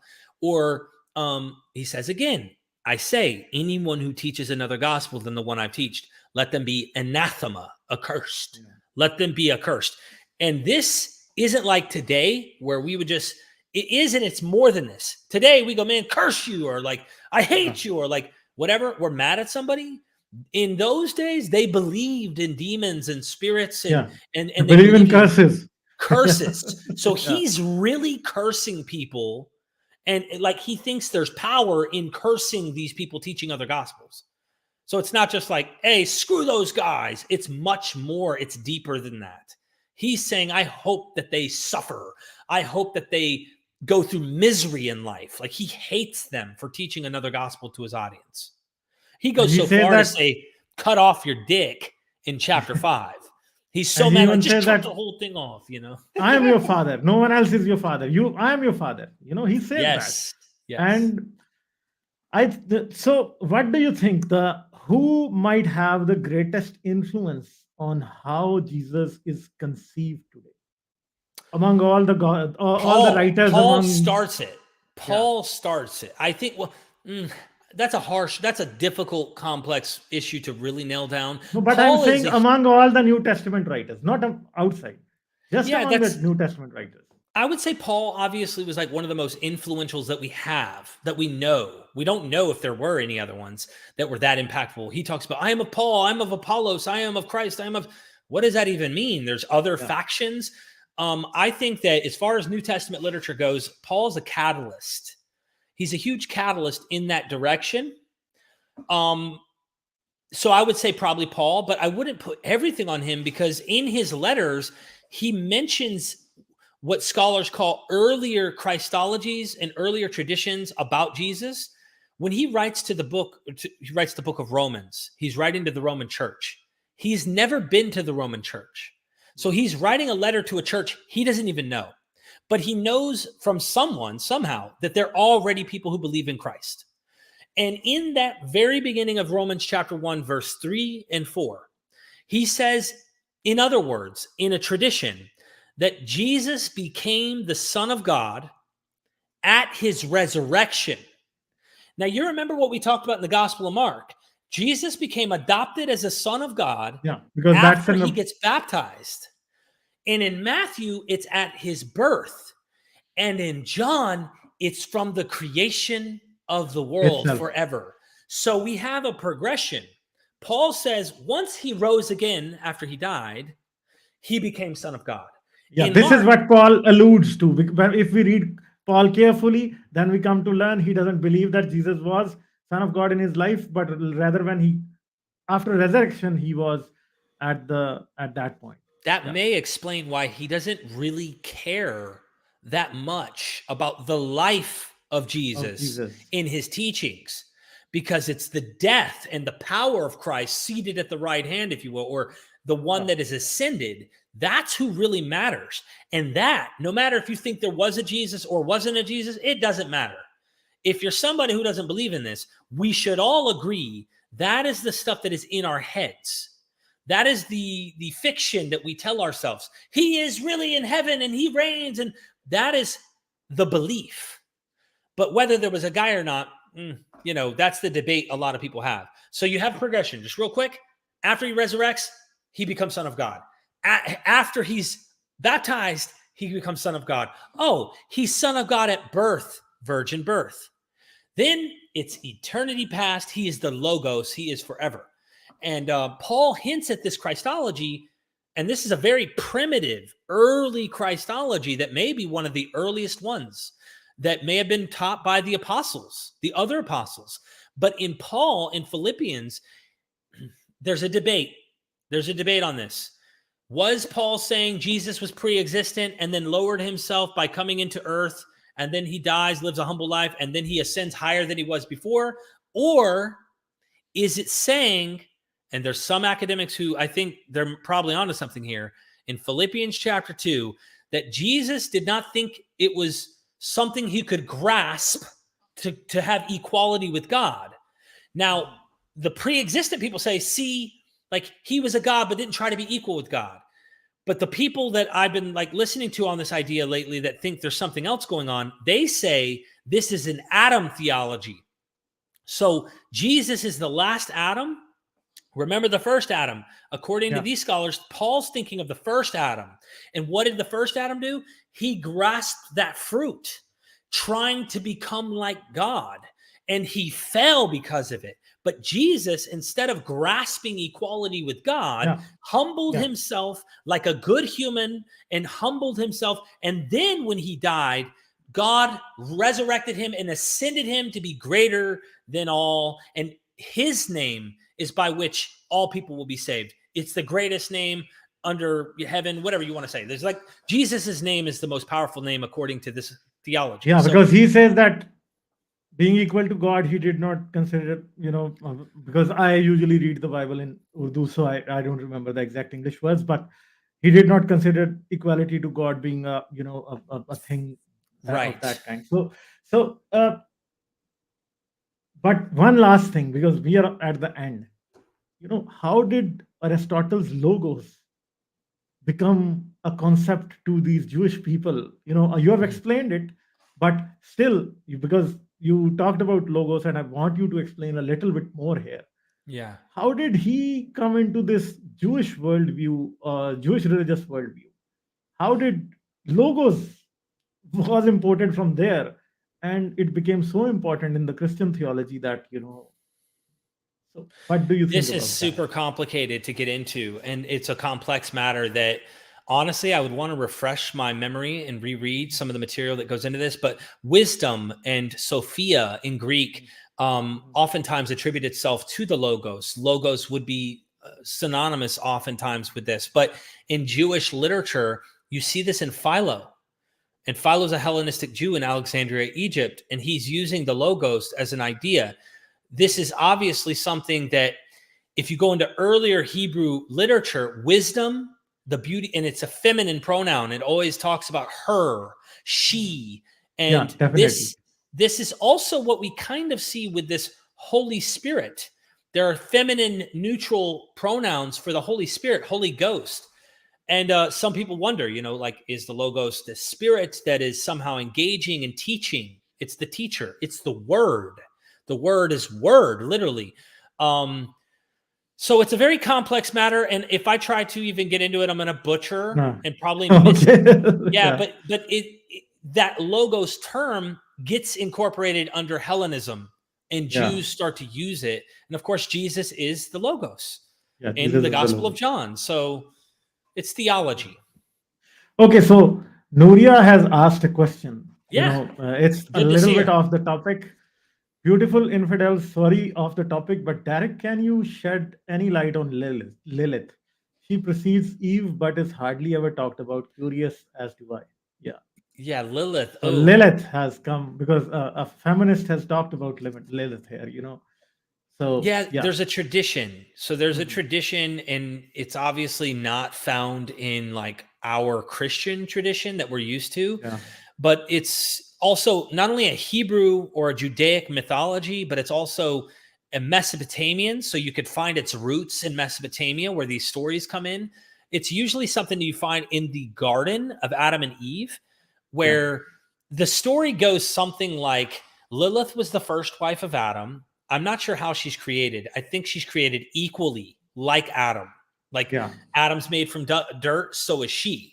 He is. And this is some, later traditions want to say this is why Eve had to be made from Adam's side. So she came from man, not so she doesn't butt against him. Yeah. Because in the story, it's kind of a funny story, but it's like Adam and her, they go to have sex, and he's like, hey, I'm on top, you're on bottom. And she's not Yeah. having. She's like, Yeah. She's like, no, no. I'm on top. I'm riding you, and you are not going to be on top. And then he's like, I don't like her. She did not listen. So he banishes her, or she leaves, and God ends up making her a demon. So Lilith ends up becoming this demon where it's only till recently in science that we know why little infants die. Like what is SIDS? We haven't really understood like why do little babies they die, and like you don't know why. And the myth, the legend goes that Lilith, Adam's first wife, the mother of all humanity, she envies humanity. She's a demon, and she comes at nighttime, and she sucks the breath of life out of kids at the infancy. So they always blame this demon for doing that. She takes the life away from these infants, and they kind of created a legend, right? Like, why do children die? They didn't know why. They think it's a spirit or a Yeah. demon or something, that did it. And this is a later legend, by the way. This is not something that is like early. This Yeah. is stuff that I wanted to mention one more thing. Someone asked about the early years of Jesus. in this. Uh-huh. This ties into my point about later legend in Nuria's super chat. You know that they're inventing things because you remember the three wise men? Yeah. Yeah. Well, there weren't really three. The Bible just says there are three gifts. It doesn't tell you how many men in the New Testament. But the legend goes later, well, there's three men because there's three gifts and each brought a gift. So therefore we say three men. That's not what the text says. That's tradition, but it gets even better. What were their names? They don't tell you. But in the early church, they give them names. They start adding names to people that weren't even there, that we don't know who these people were. They make them have names to build upon. They add tradition. They add narratives, all of that. So it's really fun to see how humans invent things. And I think that's why we invent the story of the life of Jesus and his early years. And then later on, when he was gone, he went to Egypt and he learned all the mysteries of all of the cults. And he learned all the wisdom of all of them. That's how he learned his powers to heal the blind and the dead. And he learned all this magic in Egypt. Or he went to India and he, taught the sages, or he learned from, he learned from the Buddhist and the like, you name it. And it's all that. There's even stories that he survived the crucifixion. That's a whole nother thing. Like, and there is a sect of Islam that is basically invented in Pakistan and India. They are known as the Ahmadis or the Qadianis. They believe that he came to Kashmir in India and Pakistan, and he's buried there. They even believe that there is a tomb that they say that this is Jesus' burial place. This is what they believe. They're serious, and they are serious. Yeah. They're serious. There's serious. One in Europe too. One in Europe, but I think it's really fascinating to learn this stuff. It's fun to how humans do this, but at the end of the day, you don't have to be a believer or a non-believer to enjoy learning all of this material. And I get that question a lot. Like, why are you so into this? Why do you care? And why does this stuff interest you? It's because, number one, I really believed it. All of it. Like, For me too. I wanted to believe it, and it was so true. And then when I found out, whoa, maybe it's not so true, it made me want to know more about it. How did these stories develop? Why did people make these things up? And how come this is something that we think is true, but around the context of Jesus, there were other figures like Apollonius of Tyana, or other figures that you might, compare him to, like the Caesars. And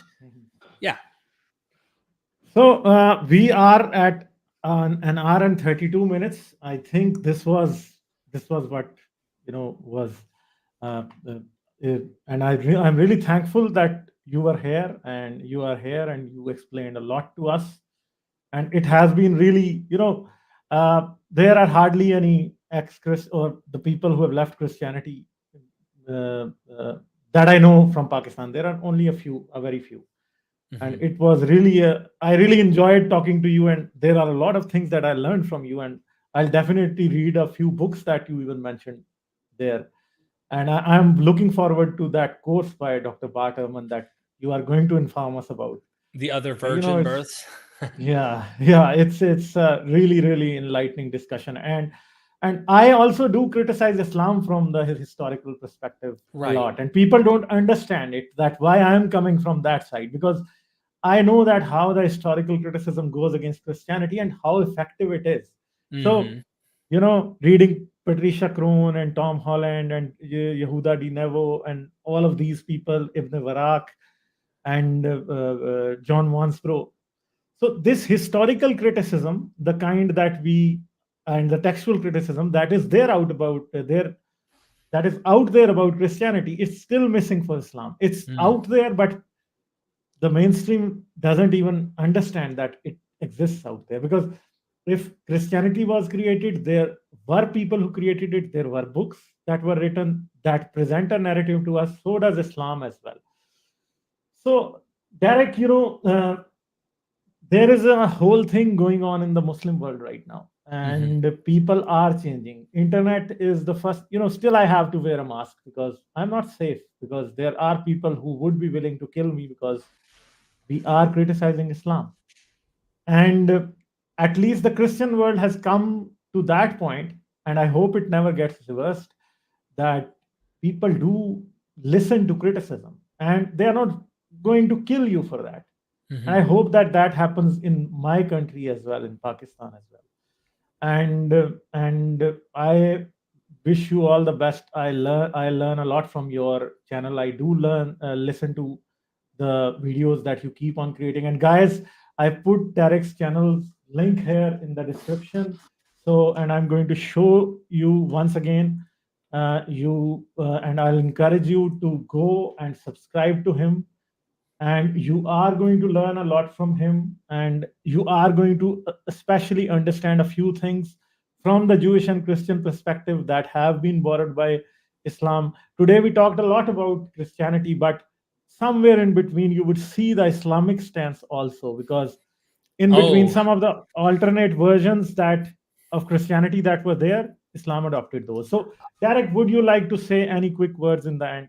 If you're interested in checking out a few of my Islamic critical videos, well, there's one right there, the Islamic Jesus on the right there. That's with Bart Ehrman.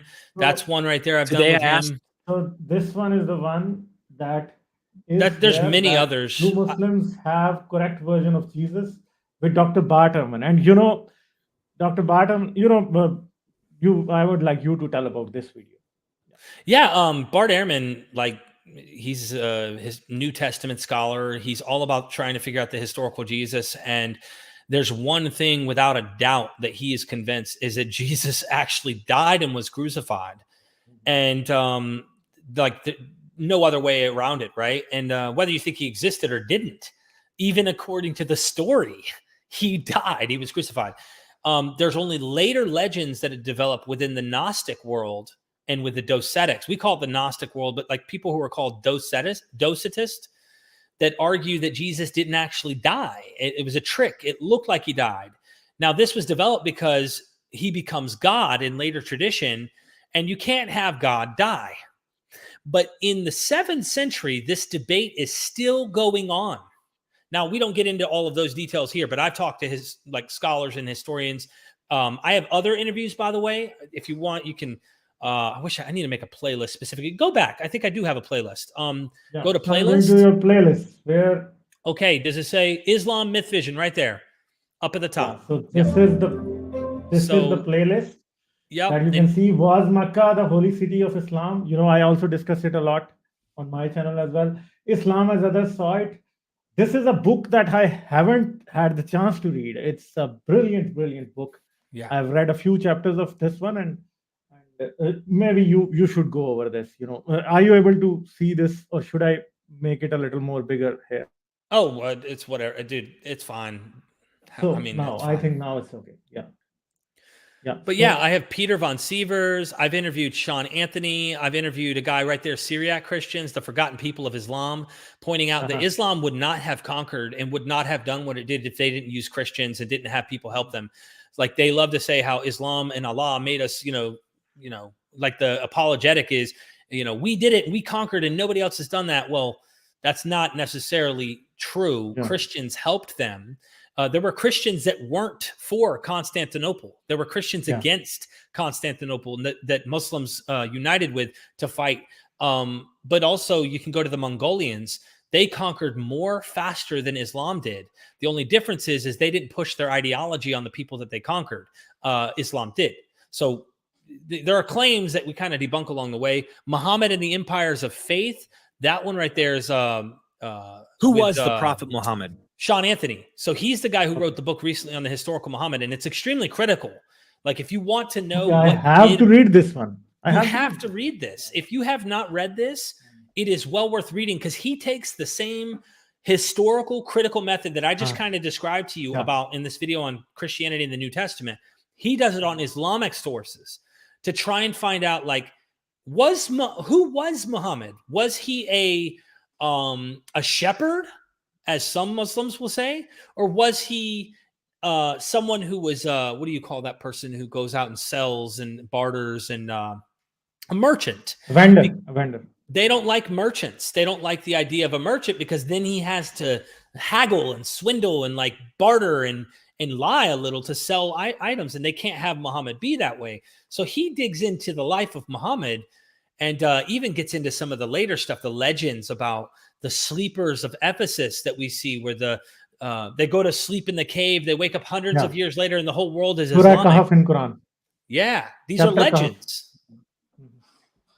Yeah. These are not this is not history. This is not true in the literal sense. We need to teach people that. So at least if they want to understand it, they could say, you know, this is a legend that Islam is bringing to the table to say we are making the world Islamic. Whereas the Christians did the same thing. The monks go to sleep in the cave in Ephesus. They wake up, and what do you see?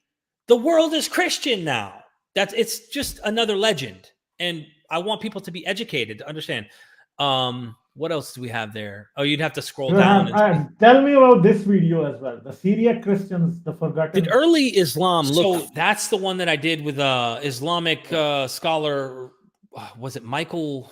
What's his name? I can't remember his last name. Michael Fenn? Michael, okay. Michael Penn. Michael Penn. Yeah, so he went to school with some of these other academics as well.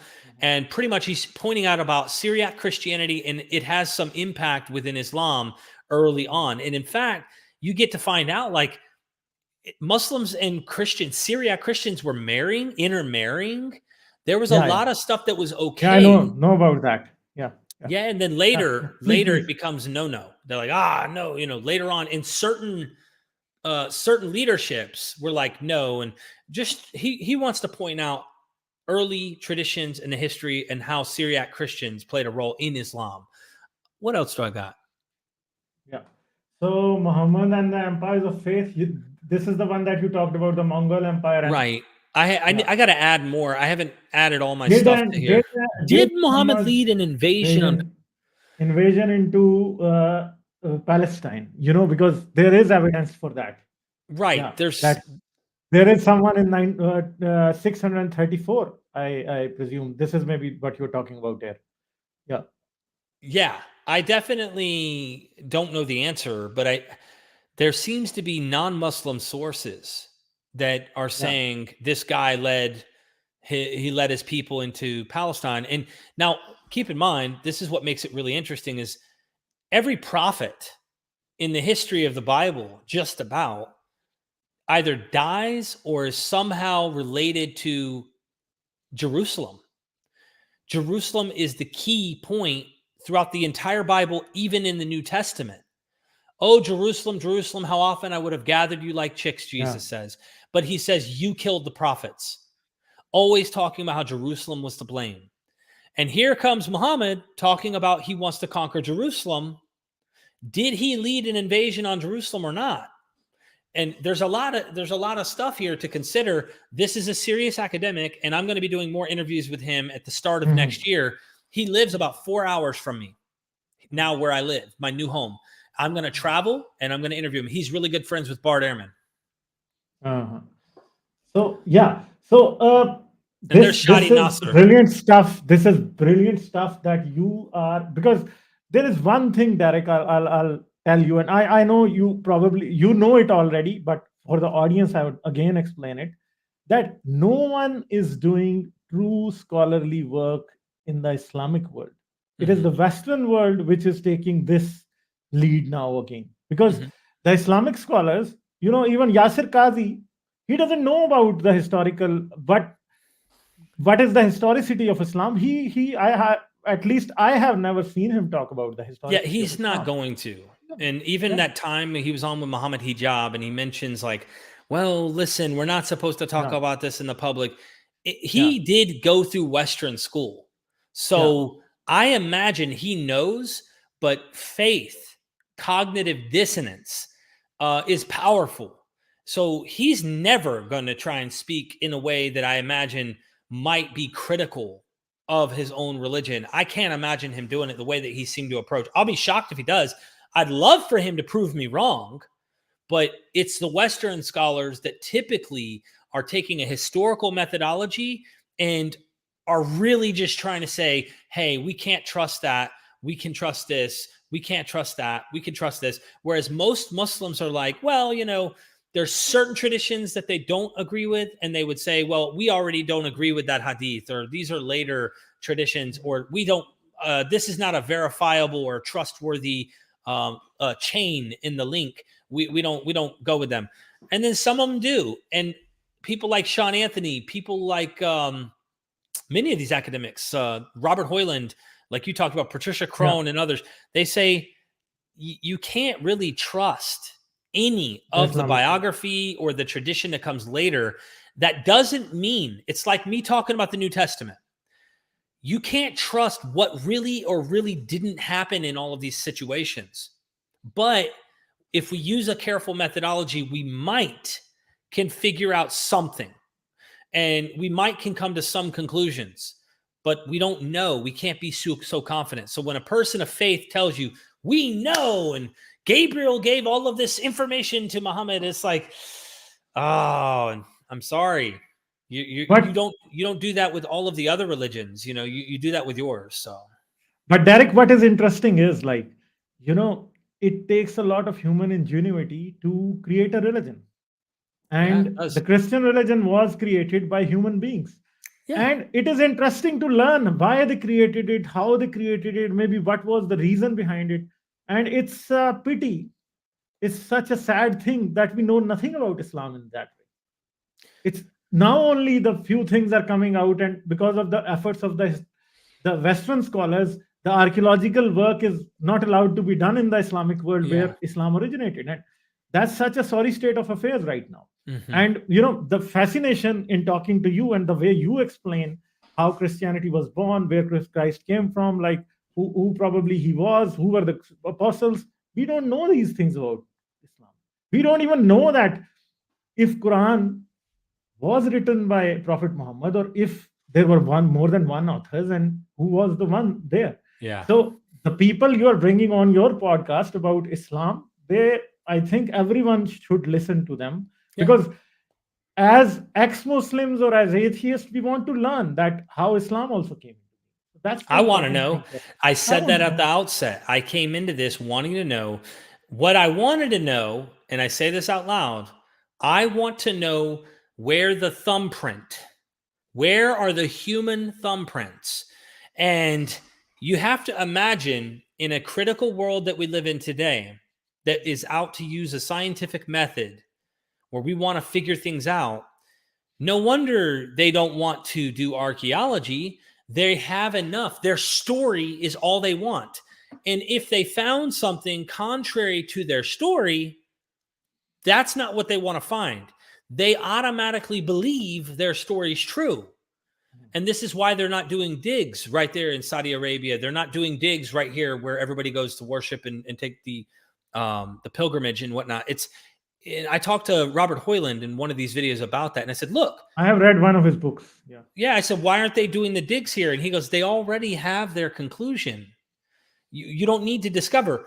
And I hope, just like the Protestant religion came out of the Catholics, I hope that there are going to be some movement of Islam that comes out of this that makes them question and consider and look at their own text in a critical manner, like the Protestants did with the Bible. That's what I hope they do. One thing is happening, I can tell you. We are just 12 minutes away from 2 hours mark. So it's up to you. You want to, at 2 hours, we will end it. Okay. So one thing is happening right now, Derek, that they are rejecting. There is a sect going on now, or there are people, there's a mass movement going on, who are rejecting the Islamic history, the hadith, the tafsir, everything. They are trying to make a new Islam only on the basis of Quran. Mm-hmm. And I think in the next few decades, it's going to be the dominant sect of Islam. It's not a sect right now, you can say. It's altogether a mass movement that a lot of people are running. In Pakistan, Javed Ahmed Ghamdi, I don't know you know him or not. Who?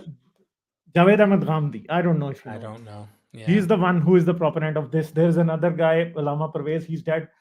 He passed away, I think, 20 years ago. He was at the forefront of this. This is already happening. And I think Islam is also going to, it's not going to be the same in the next 20 or 30 years or so. And and we need it because Yeah. this kind of extremist interpretation of Islam, it's ruining everything. Yeah.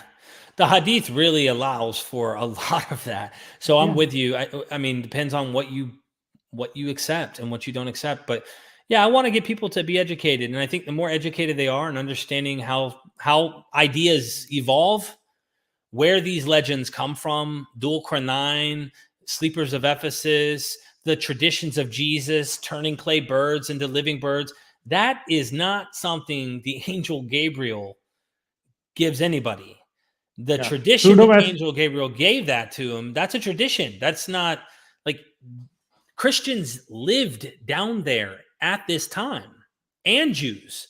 So the people that the Quran was written to were people who already understood the language of Jesus, the language of the prophets. They already knew Bible language.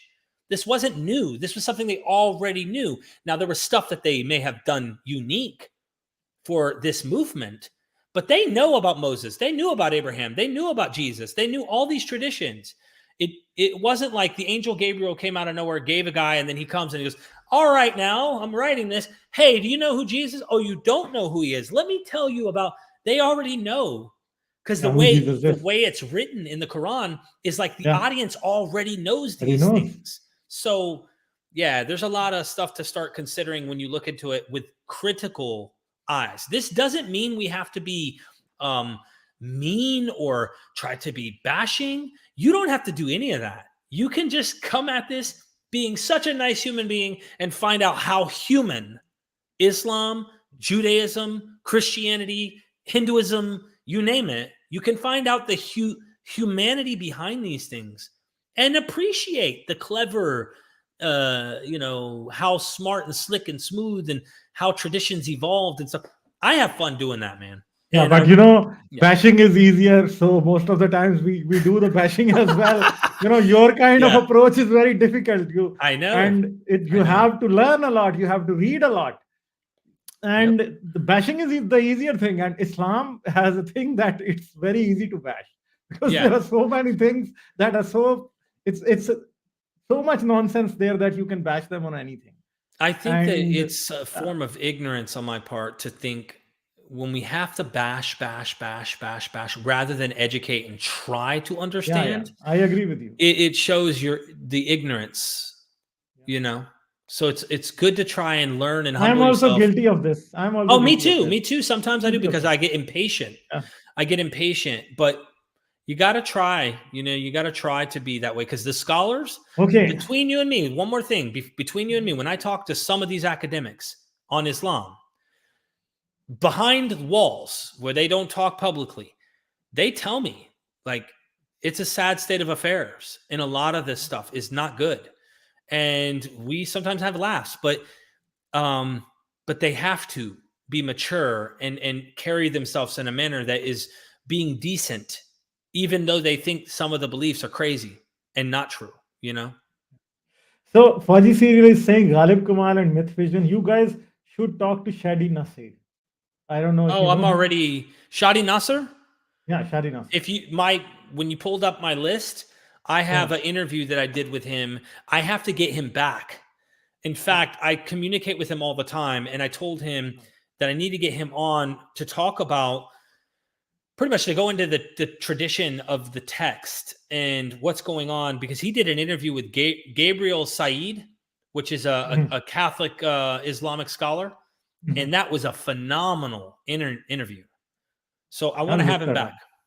I'll look that. So Nouri is saying you have to bash the dogma at times. Yeah, that's it.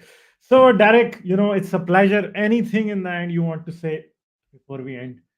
Thank you for your time, and I hope that this at least motivated people to want to educate themselves more. And if you're interested in taking a critical approach to the Bible, the Hebrew Bible, extra biblical literature, the New Testament, Islam, and I am going to expand. I also do science.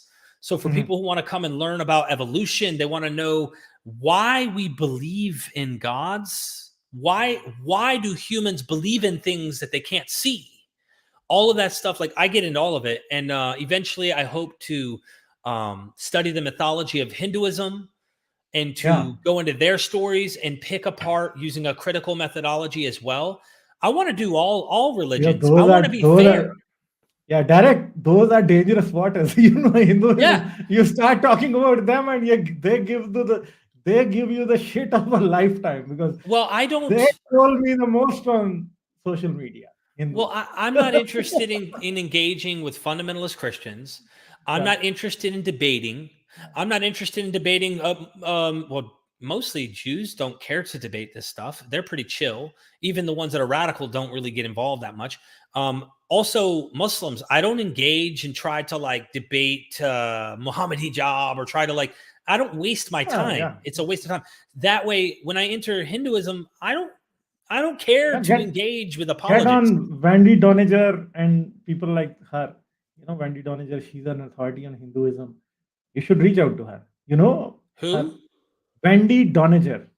You're gonna have to send me it. You're gonna have to send Yeah, me. I'll send her. She's a scholar. She has written a lot of books.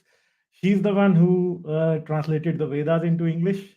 Wow. And I think if you try to get her, she would be more than willing to come to you and talk. Okay. So yeah, I'll and she's a true scholar. You should get her, and and you are going to enjoy talking to her. So Derek, I am really thankful. It's a pleasure, and I really enjoyed talking to you, because thank you. I study Christianity, and I try to learn as much as I can, but you are on another level, I would say. You know a lot about all of this stuff. And Thank you. maybe because we need to do it. All these three religions are connected. The more we discuss them, the more we understand what is at the root of all of this. Because in the end, religion is human psychology. How it was played 2,000 years ago, that's Christianity. How it was played 1,400 years ago, that's Islam. How it was played maybe 2,400 years ago, that's Judaism. So or we some are basically form of Jewish religion. Yeah. Yeah. So that's what we are trying to understand. That's what we are trying. We are trying to understand ourselves. That's it. So anything in the end you want to say before I say goodbye? Yeah. Again, check out Mythvision. Sure. I also have courses. So if you want to educate yourself, I'm already selling courses. I have 4 or 5 courses that I've already done with Bart Ehrman that you can go into any of my those are available on Patreon, or they are available on YouTube? If you go to my descriptions in every one of my videos on YouTube, I have links to Bart Ehrman, and then I just launched a course with M. David Litwell on the ancient Greek mystery cults, and Christianity gets brought up because it has a lot of mystery cult language in it. Behold, I tell you a mystery. In one of the texts it says in the New Testament, there's mysteries language, and mystery cults existed in the first century. So I want to educate people for an affordable cost, because these academics give their time, and you get to sit with professors that you're taking a class with, that you have to go to a college, thousands of dollars, and like very, very expensive, very difficult. I'm trying to get them to come on and do it for an affordable fee where people can buy the course and take the course at their own pace and learn and keep rewatching it. So once you pay for the course, you have those videos in that course forever. You can have friends and family or whoever come over and watch the videos, learn with you, and teach. So yeah, there's that too. There's so many things I have going on the YouTube channel. I have hundreds of videos that I've not made public in my Patreon. Yeah, those are on Patreon. There's so much stuff that it's just, if you really like what you heard today or you're interested in knowing more, I am like a dummy. Not really, but like I'm a dummy compared to the academics that I have on. They are really the experts, and I'm just learning from the best to know what's the best information and how do we understand this and why. And they read the languages, they know the text, they know the manuscript tradition, they know what text said this in the original manuscripts, or there is no original, but the closer to the oldest manuscripts, and then later traditions. And like, I'm all over this. I love learning this stuff, and I hope you do too. Yeah. So Haris is saying hi. So guys, this is it. I'd really like to thank Tarek and the audience for watching here, and hopefully check out his channel. And Derek, maybe sometime later when you have time, I'll definitely love to have you again when you have time. That's up to you. So I'll Absolutely. really thank you. I'll really thank you for the education that you gave to us. This is free education, and a lot of people are going to learn a lot from it. And I hope people do get build some interest into it and try to explore it, all of it on their own. So thank you, people, for watching, and hopefully we are going to see you again. Yeah. Thanks a lot. Okay.